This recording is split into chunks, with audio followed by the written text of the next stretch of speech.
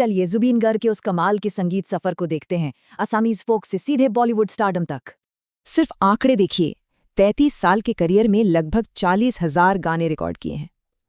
है ना mind blowing? और ये गाने 40 अलग भाषाओं और जनजातीय बोलियों में हैं। एकदम अनबिलीवेबल रेंज है इनकी।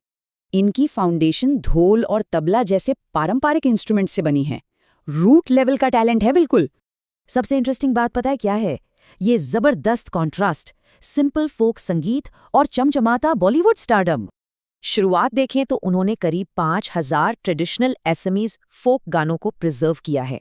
एक सच्चा कलाकार। अर्ली सक्सेस धमाकेदार थी। अनामिका और उजन प्रीति ने असम में पूरे नए ट्रेंड सेट कर दिए। उनका मंत्रा सिंपल था, आज़ादी। उन्होंने हमेशा वेस्टर्न रॉक और ट्रेडिशनल म्यूजिक का एकदम परफेक्ट ब्लेंड बनाया। फिर समय आया बाउंड्रीज तोड़ने का।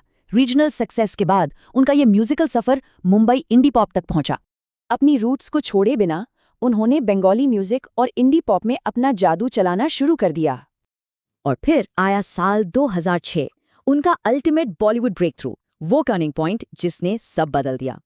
जी हाँ, गैंगस्टर फिल्म का सूफी रॉक एंथम या अली, इस एक गाने ने उन्हें रातों रात नेशनल सुपरस्टार बना दिया। इस मैसिव हिट ने उन्हें ना सिर्फ पहचान दिलाई, बल्कि कई बड़े म्यूजिक इंडस्ट्री अवार्ड्स भी उनकी झोली में डाले। तो अब सवाल ये है, क्या इतनी बड़ी सक्सेस के बाद वो टिपिकल बॉलीवुड मशीन का हिस्सा बन गए? बिल्कुल नहीं। टाइपकास्ट होने से बचने के लिए उन्होंने ब्रेवली कई बड़े मेन स्ट्रीम बॉलीवुड ऑफर्स को रिजेक्ट कर दिया। सिर्फ फेम के पीछे भागने की जगह उनका focus diverse art, film making और लोकल फोक म्यूजिक पर ही रहा।